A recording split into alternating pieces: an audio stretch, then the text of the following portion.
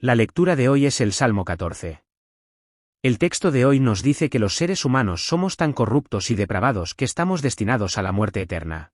También habla del juicio de Dios sobre estos seres humanos y de las bendiciones del pueblo de Dios que ha hecho de Dios su refugio preparándose para ese juicio. Entonces, ¿qué dice? Hoy exploraremos esto y compartiremos la gracia. Primero, el texto de hoy nos dice que los seres humanos somos tan corruptos y depravados que estamos destinados a la muerte eterna. El texto de hoy, Salmo 14, 1, dice: Dice el necio en su corazón, no hay Dios. Son corruptos, sus obras son viles, no hay quien haga el bien. Dice el necio en su corazón, no hay Dios. Aquí, la palabra necio también puede traducirse como el necio, el ignorante o su entendimiento está entenebrecido. En otras palabras, los humanos estamos tan corrompidos y depravados que nuestra inteligencia se ha oscurecido, cegado, ignorante e insensato. Creemos en nuestro corazón que no hay Dios. Así es. A pesar de la abundante evidencia de que Dios existe, y aunque vivimos bajo su gobierno, vemos que la gente del otro mundo no lo reconoce y en su corazón dice, no hay Dios. ¿Por qué? ¿Será porque no hay evidencia de que Dios exista? No es cierto. Hay evidencia abrumadora de que Dios existe. Mira a nuestro alrededor y verás el sol, la luna, las estrellas, los verdes pastos y sus innumerables bestias, el mar y sus peces. La creación de Dios está en todas partes. No, incluso los humanos somos criaturas de Dios, creados a su imagen. Sin embargo, quienes en el otro mundo no creen en Dios, al ver todas estas cosas, creen que surgieron o evolucionaron espontáneamente, por casualidad, a lo largo de cientos de millones de años. Incluso se consideran descendientes de los chimpancés. Que los chimpancés evolucionaron para formarnos a los humanos. No, creen que se originaron a partir de materia inorgánica hace cientos de millones de años. Son verdaderamente insensatos, imprudentes y completamente carentes de comprensión. Son un poco patéticos. ¿Por qué? Porque los humanos somos tan corruptos y depravados. Debido a que somos tan corruptos y depravados, nuestra inteligencia se ha oscurecido, nos hemos vuelto ciegos, ignorantes y necios. Y debido a esto, no sabemos que Dios existe, ni sabemos que somos sus creaciones. De hecho, a pesar de la abrumadora evidencia de la existencia de Dios en este mundo, somos completamente incapaces de discernirla. Nos hemos convertido en seres tan necios. Son corruptos y sus obras son abominables. La palabra corrupto aquí significa ser corrupto, ser destruido, ser dañado, ser arruinado. En otras palabras, estas palabras también significan que los humanos somos extremadamente corruptos y depravados. Hemos sido completamente destruidos, dañados y quebrantados desde nuestro estado original de creación. Por ejemplo, como esa manzana fresca que se ha podrido, esa batata que se ha podrido y estropeado, o esa computadora que una vez fue perfecta y que se ha descompuesto por completo. Como resultado, hemos perdido todas las funciones, roles y rendimiento que teníamos cuando fuimos creados, y ahora somos seres imperfectos. Nuestra inteligencia se ha embotado, nuestro discernimiento ha disminuido, y nuestra percepción, juicio, cognición y razón, todo esto ha sido destruido y quebrado. No, debido a esto, ya no conocemos la existencia de Dios, y nuestras acciones se han vuelto abominables. Nos hemos vuelto tan corruptos y depravados que constantemente cometemos pecado, cometiendo un pecado con una mano mientras simultáneamente nos dirigimos hacia otro con la otra. Nos hemos convertido en seres verdaderamente abominables y detestables para Dios, verdaderamente espantosos y despreciables. No hay quien haga lo bueno. Aquí, bueno no se refiere simplemente a hacer buenas obras. Se refiere a una vida vivida conforme al propósito de Dios para la creación, alabando y exaltando a Dios y obedeciendo su palabra. En otras palabras, significa no solo creer en la existencia de Dios, sino también vivir conscientes de Él y temerle, amarlo fervientemente y vivir para Él. En otras palabras, los humanos somos tan corruptos y depravados que nadie vive así. De hecho, los humanos somos tan corruptos y depravados que estamos destinados a enfrentar el juicio de Dios y la muerte eterna. ¿Y qué clase de seres somos? El texto de hoy, Salmo 14, 2-4, dice: El Señor mira desde los cielos a los hijos de los hombres para ver si hay alguien que entienda, que busque a Dios. Todos se han desviado, todos se han corrompido, no hay quien haga el bien, ni siquiera uno. ¿Acaso todos los que hacen el mal no tienen entendimiento? Devoran a mi pueblo como si comiera pan, pero no invocan al Señor. El Señor mira desde los cielos a los hijos de los hombres para ver si hay alguien que entienda, que busque a Dios. Este pasaje aborda la pregunta, ¿cómo nos evalúa y piensa Dios sobre nosotros, los humanos? Aquí, la palabra entendimiento significa al sabio, inteligente. Además, buscar a Dios aquí significa no solo saber y creer que Dios existe, sino también vivir una vida de alabanza y exaltación. En otras palabras, este pasaje significa que Dios se inclinó desde el cielo y miró para ver si había alguien viviendo así en este mundo. Por supuesto, esta es una expresión antropomórfica que describe a Dios como si fuera un ser humano. Sin embargo, nuestro Dios es alguien que ya lo sabe todo, incluso sin mirarlo de esta manera. No obstante, esta expresión se usa así para revelar el sincero deseo, anhelo y búsqueda de Dios por nosotros, los humanos. En otras palabras, ¿cuál fue el propósito de Dios al crearnos como seres humanos? Fue para recibir alabanza y gloria de nosotros.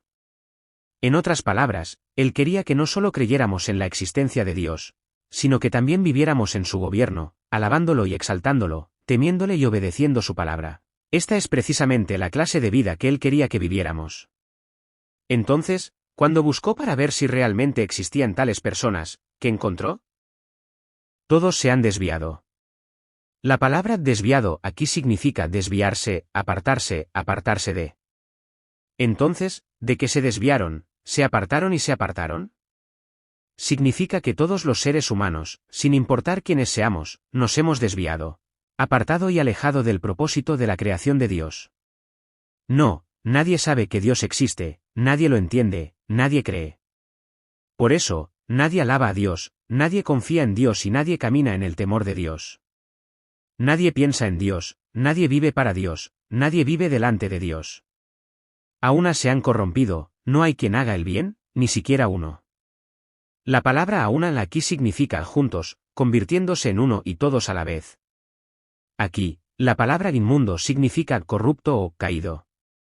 En otras palabras, este pasaje significa que Dios miró desde el cielo y vio que todos éramos iguales, como uno solo, y a la vez, corruptos y depravados. Como resultado, ni una sola persona hizo el bien que Dios buscaba. Este pasaje acusa a la humanidad de depravación y corrupción totales. En otras palabras, todos somos tan corruptos y depravados que merecemos el juicio de Dios y la muerte eterna. ¿Son ignorantes todos los que practican la iniquidad? Este pasaje es una pregunta retórica y un lamento de Dios. Entonces, ¿son ignorantes todos los que practican la mentira, la maldad, la injusticia, la iniquidad y el pecado?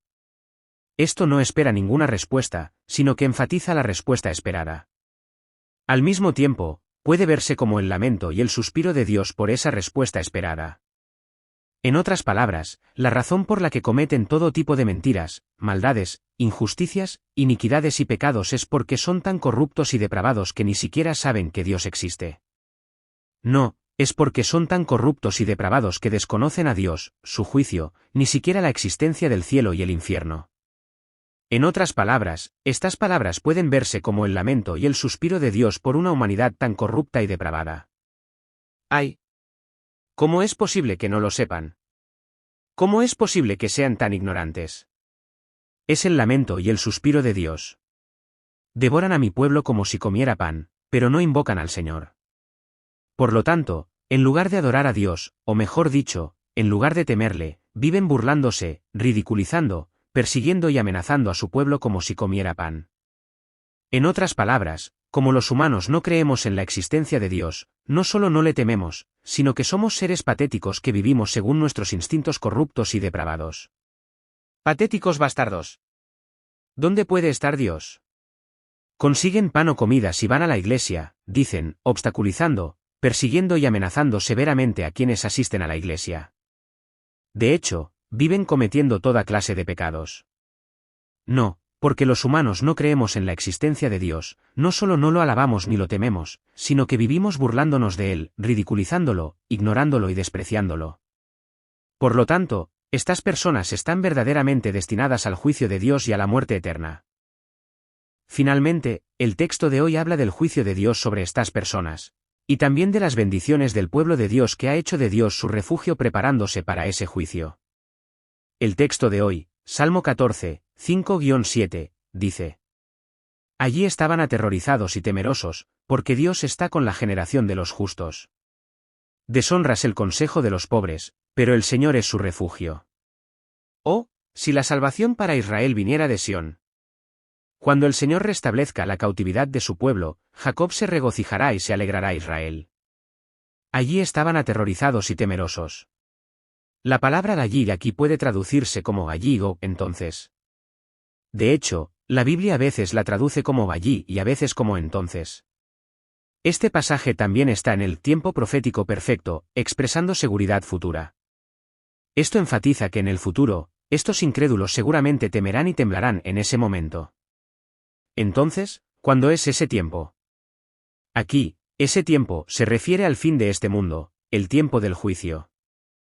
Es decir, al final de este mundo, cuando llegue el juicio de Dios, estas personas seguramente temblarán y temerán ante ese tribunal. Sin embargo, al examinar el texto hebreo original, vemos que este miedo, terror y pavor se enfatizan considerablemente. Miedo. Miedo. Miedo. Miedo. Miedo. Miedo. Miedo. Miedo. Miedo. El miedo vendrá. ¿Por qué? ¿Por qué estos incrédulos están tan temerosos y aterrados? La razón se explica en el pasaje de hoy. Porque Dios habita en la generación de los justos. La conjunción hebrea ki, y, se usa al principio de esta oración, lo que explica por qué sienten tanto miedo y aprensión. ¿Cuál es la razón? La palabra generación aquí se refiere a una clase, categoría o grupo de personas que son moral y espiritualmente distintas y categorizadas. Por ejemplo, Jesús solía decir, esta generación malvada, y esta es la palabra que usó en ese contexto. En otras palabras, la generación de los justos se refiere al grupo del pueblo de Dios que cree en la existencia de Dios, el Mesías enviado por Dios, y en el mérito de la sangre de su Hijo único. En otras palabras, este versículo describe la presencia de Dios entre su pueblo en el momento del juicio. Representa a las huestes celestiales rodeando a nuestro Señor Jesús, el majestuoso juez, y al pueblo de Dios rodeándolo, aplaudiendo. Quizás, en ese momento, esos incrédulos presenciarán el estado del pueblo de Dios y se desesperarán. Quizás, en ese día, se darán cuenta de que están innegablemente e irrevocablemente destinados al lago de fuego eterno en el infierno, y sentirán un miedo, terror y pavor tremendos. No, un miedo y un pavor inmensos caerán sobre ellos. ¡Guau! Pensé que no existía Dios, pero sí lo existe. ¡Guau! Existe el juicio de Dios, y existe el cielo y el infierno. Ahora he sido juzgado y estoy destinado al lago de fuego eterno en el infierno. Temblarán de miedo. Pero, ¿qué será de nosotros, el pueblo de Dios? Has deshonrado los planes de los pobres, pero el Señor es su refugio. Aquí, el tú se refiere a esos incrédulos. Aquí, la palabra gestión significa estrategia, plan y táctica. Describe el estilo de vida, la actitud, los pensamientos, las intenciones y la fe de nuestro pueblo en preparación para el juicio de Dios. Además, los pobres se refiere a nuestro pueblo que necesita urgentemente la ayuda de Dios, el juez, en el momento del juicio. En otras palabras, son personas que carecen incluso de la más mínima rectitud que Dios, el juez, busca.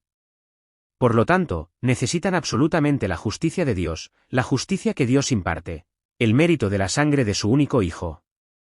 ¿Qué opinas? En esta tierra, nuestro pueblo es muy consciente de que el juicio de Dios se acerca en cualquier momento, como dice este versículo.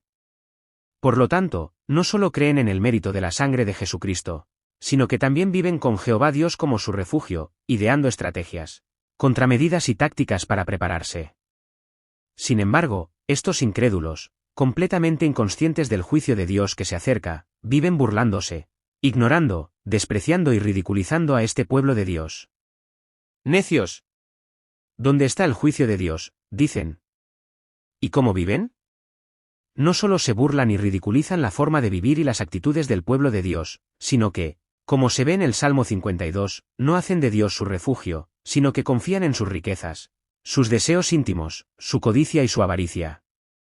Sin embargo, cuando llegue el día del juicio, estos incrédulos se darán cuenta de que nada de esto les servirá de nada, y se desesperarán.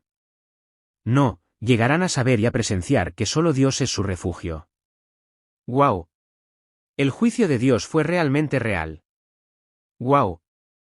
Solo quienes crean verdaderamente en los méritos de la sangre de Jesucristo entrarán al cielo, dicen.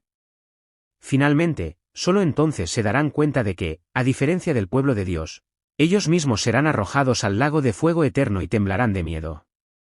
No, esto les produce un miedo y un terror inmensos. Miedo. Miedo. Miedo. Miedo. Miedo. Miedo. Miedo. El miedo los invadirá. Quizás en ese día, estos incrédulos desfallezcan de miedo y terror ante el severo tribunal de Dios, y algunos probablemente se mojen los pantalones y luchen por evitar ser arrastrados al lago de fuego. ¡Oh, Dios! Realmente no sabíamos de tu existencia. No sabíamos de tu juicio ni del lago de fuego. Así que, por favor, perdónanos. Clamarán, con los labios morados y todo su cuerpo temblando de miedo y terror. ¿Pero qué será del pueblo de nuestro Dios? Que la salvación de Israel venga de Sión. Este versículo tiene exactamente el mismo texto hebreo que el Salmo 53, 6. Sin embargo, podemos ver que la traducción del texto de hoy y del Salmo 53, 6 difieren ligeramente. Aquí se traduce como, ¿quién salvará a Israel de Sión? ¿Quién salvará a Israel de Sión? Aquí, Sión, se refiere a la ciudad de Dios, el reino de Dios, donde reside su trono. En otras palabras, este versículo es una pregunta retórica, ¿quién salvará a Israel de Sión, el reino de Dios? Se podría decir que es una exclamación de sorpresa y asombro. No espera una respuesta, sino que enfatiza la respuesta esperada. En otras palabras, el único que puede salvar al pueblo de Israel, que ha caído en la destrucción del pecado, es el Mesías, Dios Hijo, que viene del reino de Dios. En otras palabras, cuando el Mesías, Jesús, Dios Hijo, venga a esta tierra, salvará al pueblo de Israel derramando su sangre en la cruz y llevándolos al cielo. Cuando el Señor restaure la cautividad de su pueblo, Jacob se alegrará y se alegrará Israel.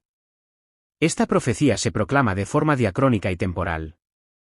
Es decir, profetiza principalmente la liberación de los cautivos babilónicos, que será realizada por Ciro, rey del reino medo-persa, en el año 539 a.C. Sorprendentemente, esta profecía fue proclamada alrededor del año 1000 a.C., hace más de 400 años, mucho antes de que los israelitas fueran hechos cautivos. Sin embargo, David profetiza que los israelitas, que aún no estaban en cautiverio, serán liberados y regresarán de su cautiverio, como si ya estuvieran cautivos en tierra extranjera. De ser así, ¿qué sucedió con esta profecía? Aproximadamente 100 años después de su proclamación, Israel se dividió en el reino del sur de Judá y el reino del norte de Israel. Después, el reino del norte de Israel fue destruido por Asiria en el año 722 a.C., y el reino del sur de Judá fue destruido tras 3 invasiones babilónicas en el 605 a.C., el 597 a.C. y el 586 a.C. Después de eso, podemos confirmar que Israel fue liberado y devuelto a su tierra en el año 539 a.C. por Ciro, rey del imperio medo-persa. En otras palabras, podemos confirmar que la profecía del texto de hoy se está cumpliendo con exactitud. Sin embargo, el cumplimiento definitivo de esta palabra solo se confirmó aproximadamente 1000 años después de su proclamación. Es decir, podemos confirmar que se cumplió exactamente hace 2000 años por el Mesías, Jesús. Cuando llegó el momento, vemos a Dios, como se profetizó en el Antiguo Testamento, enviando a su Hijo unigénito a esta tierra, derramando su sangre en la cruz y muriendo. Esto liberó a su pueblo, cautivo de Satanás, y lo trajo de vuelta a él. Sin embargo, el cumplimiento completo y perfecto de esta profecía ocurrirá en la segunda venida, cuando nuestro Señor Jesús regrese a esta tierra. Cuando eso suceda, Jacob, los israelitas espirituales, el pueblo de nuestro Dios, serán liberados de la opresión y el cautiverio de Satanás y entrarán al cielo eterno, donde vivirán para siempre regocijándose y deleitándose en Dios. ¿Acaso son ignorantes todos los que practican la iniquidad? Dios. Gracias. Gracias. Te amo. Gracias por salvarnos de la muerte eterna por el pecado. Realmente vemos que el plan de salvación de nuestro Dios es meticuloso y perfecto. Concédenos a todos conocer, comprender y creer en esta asombrosa salvación, y creer en los méritos de la sangre del Hijo unigénito enviado por el Señor, para que todos podamos entrar al cielo. No, bendícenos para que podamos entrar al cielo y convertirnos en aquellos que pueden regocijarse, alegrarse y alabar la asombrosa gracia y el amor de nuestro Dios por la eternidad. Te ruego y te bendigo en el nombre de Jesús. Si quieres saber más, suscríbete.